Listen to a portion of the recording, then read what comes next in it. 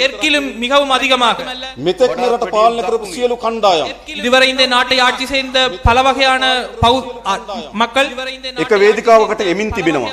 அனைவரும் ஒன்றாக ஒரு மேடைக்கு வந்திருக்கிறார்கள். මහින්ද රාජපක්ෂගේ දේශපාලන කඳවුර மஹிந்த ராஜபக்சவின் அரசியல் குலாம் කෑලි 4-5කට කැඩිලා තියෙනවා. 4-5 பகுதிகளாக உடைந்து காணப்படுகின்றன. හැබැයි කෑලි ඔක්කොම අපිට එරෙහිව කටයුතු කරනවා.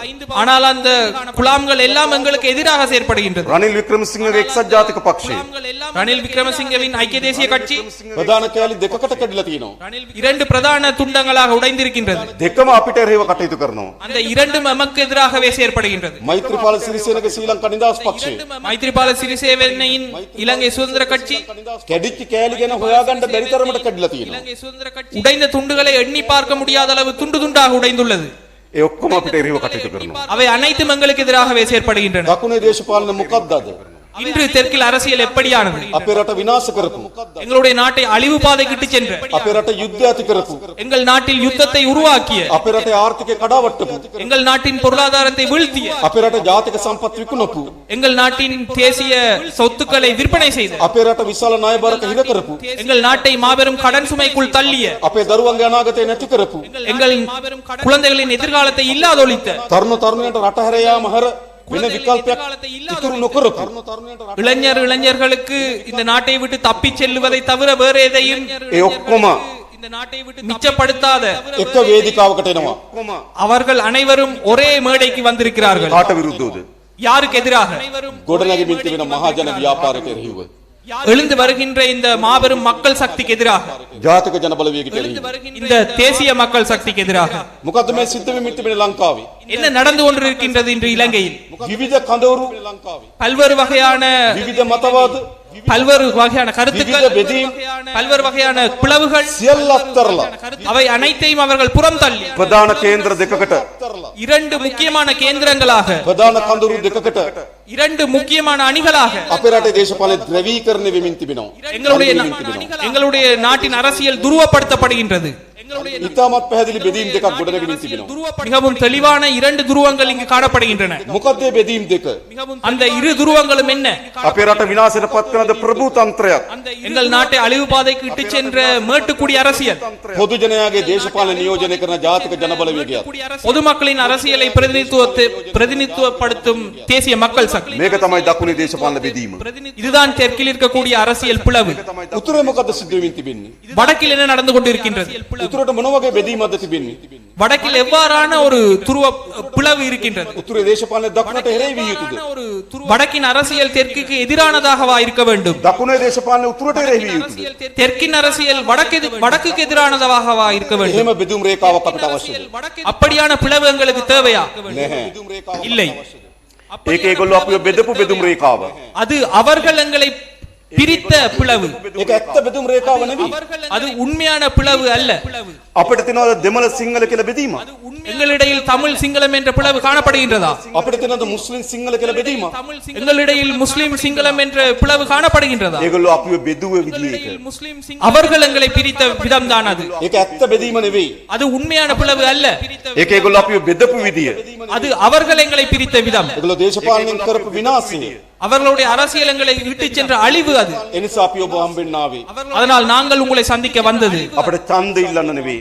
எங்களுக்கு வாக்களியுங்கள் என்று கேட்டுக்கொள்ள அல்ல. අපි මොකද්ද කරන්න කියලා நாங்கள் என்ன செய்ய வேண்டும் என்பதை ඔබට කියලා යන්න. உங்களிடம் கூறி செல்லவே. මොකද්ද අද රටට ඕන වෙලා තියෙන්නේ කියලා இன்று நாட்டுக்கு என்ன தேவைப்படுகின்றது என்பதை ඔබට කියලා යන්න. உங்களிடம் கூறி செல்வதற்கு. ඒ අනුව ඔබට දේශපාලන තීරණයක් ගන්න පුළුවන්. அதன் அடிப்படையில் உங்களுக்கு ஒரு அரசியல் முடிவை எடுக்க முடியும். මොකද්ද අපි කරන්න හදන්නේ? நாங்கள் என்ன செய்ய விரும்புகின்றோம்? මොකද්ද මේ රටට ඕන වෙලා තියෙන්නේ? இந்த நாட்டிற்கு என்ன தேவைப்படுகின்றது? ඒක අපි සාකච්ඡා කරමු. அதை நாங்கள் கலந்துரையாடுவோம். මොකද්ද අපිට අවශ්‍ය? என்ன எங்களுக்கு தேவைப்படுகின்றது? එක முதலாவது ජාතික සමගිය. தேசிய ஒற்றுமைப்பாடு எங்களுக்கு தேவைப்படுகிறது. සිංහල දෙමළ මුස්ලිම් ජනයා சிங்கள தமிழ் முஸ்லிம் மக்கள் බෙදිලා பிரிந்து රණ්ඩු වෙලා சண்டையிட்டுக் கொண்டு ගහගෙන அடிபட்டுக் கொண்டு වෛරයෙන් ஒருவருக்கு ஒரு விரோதத்துடன் මේ රට හදන්න බෑ. இந்த நாட்டை கட்டியெழுப்ப முடியாது. ඒ අපේ පැරණි පරම්පරාවේ දේශපාලනය. அது எங்களுடைய பழைய பரம்பரைகளின் அரசியல். අපේ රටේ පැරණි නායකයන්ගේ දේශපාලනය. அது பழைய அரசியல்வாதிகளின் அரசியல். ඔවුන්ගේ මුළු දේශපාලනයම තියෙන කොතනද? அவர்களுடைய முழு அரசியலும் அங்கே காணப்படுகின்றது. අපිව ජාතීන් අනුව, எங்களை இனங்களின் அடிப்படையில், අපිව ආගම් අනුව, எங்களை மதங்களின் அடிப்படையில், අපිව සංස්කෘතියෙන් අනුව எங்களை கலாச்சாரங்களின் බෙදෙන அடிப்படையில் දේශපාලනයක් තිබ ලංකා ඉතිහාසයේ. பிரிக்கும் அரசியலே இந்த நாட்டின் வரலாற்றில் காணப்பட்டது. නිදහස ලැබුණු දවසේ සිට சுதந்திரம் அடைந்த நாட்டில் இருந்து අපේ බලයට පත් වුණු නායකයන්ට இந்த நாட்டில் பதவியேறிய ஆட்சியாளர்கள், උතුරේ දකුණේ ભેදකින් තොරව දේශපාලන හොබපු නායකයන්ට வடக்கு தெற்கு என்ற பேதம் இல்லாமல் நாட்டின் ஆட்சியை එකතු කිරීමේ දේශපාලනයක් නෙමෙයි තිබුණේ. ஆட்சியாளர்களிடம் ஒன்று சேர்க்கும் அரசியல் காணப்படவில்லை. ඔවුන්ට හැම වෙලාවෙම තිබුණේ බෙදෙන දේශපාලනය. அவர்களிடம் எப்போதும் இருந்தது பிரிக்கும் அரசியல். දකුණ වෙනම, බෙදෙන දේශපාලනය. தெற்கு தனியாகவும் ජයග්‍රහණය කිරීම වෙනුවෙන් දේශපාලනය. தனியாக ஜெயிப்பதற்கான அரசியல். සිංහල ජාතිවාදය. சிங்கள இனவாதம். උතුර වෙනම ජයග්‍රහණය කිරීමේ දේශපාලනයක්. வடக்கு தனியாக வெல்லுவதற்கான அரசியல். දෙමළ ජාතිවාදය. தமிழ் இனவாதம். නැගෙනහිර වෙනම ඔසවන දේශපාලනයක්. கிழக்கை தனியாக வெல்லும் ஒரு அரசியல். මුස්ලිම් ජාතිවාදය. அது இஸ்லாம் இனவாதம். ඒක තමයි අපේ රටේ පැරණි නායකයන්ගේ දේශපාලනය. அதுதான் எங்கள் நாட்டின் பழைய தலைவர்களுடைய அரசியல். හැබැයි ඒකේ ප්‍රතිඵලය බවට පත් වුණේ මොකක්ද? ஆனா அதன் விளைவாக இங்கு ஏற்பட்டது என்ன? පැරණි නායකයන් பழைய தலைவர்கள் බලය වෙනුවෙන් அவர்களுடைய பலத்திற்காக ජාතිවාදය වැපරුවා. இனவாதத்தை கக்கினார்கள். ප්‍රතිඵලය මොකක්ද? அதன் விளைவு என்ன? இனவாதத்தை අපේ கக்கினார்கள். අම්මලාගේ අපේ දෙමව්පියන්ගේ පරම්පරාවේ දේශපාලකීන් எங்களுடைய தாய் தந்தையின் தலைமுறையின் அரசியல்வாதிகள் ජාතිවාදය වැපරුවා. இனவாதத்தை கக்கினர். අපේ සියලගේ පරම්පරාවේ දේශපාලකීන් எங்களுடைய பாட்டன்மாரது பரம்பரையைச் சேர்ந்த அரசியல்வாதிகள் ජාතිවාදය වැපරුවා. இனவாதத்தை பரப்பினர். ප්‍රතිඵලය මොකක්ද? அதன் விளைவு என்ன? අපේ පරම්පරාව විරුද්ධ කරගත්තා. எங்களுடைய பரம்பரை யுத்தம் செய்து கொண்டோம். අපේ පරම්පරාව අපේ පැරණි පරම්පරාව ජාතිවාදය වැපරුව எங்களுடைய பழைய பரம்பரை இனவாதத்தை பரப்பினர். අපේ පරම්පරාව යුද්ධ කරගත්තා. எங்கள் பரம்பரை நாங்கள் யுத்தம் செய்து கொண்டோம். උතුරේ දකුණේ வடக்கிலும் தெற்கிலும் සාමාන්‍ය අම්මා තාත්තගේ දරුවෝ சாதாரணமான தாய் தந்தையினர் குழந்தைகள் දහස් ගණනක් මිය ගියා. ஆயிரக்கணக்கில் உயிரிழந்தனர்.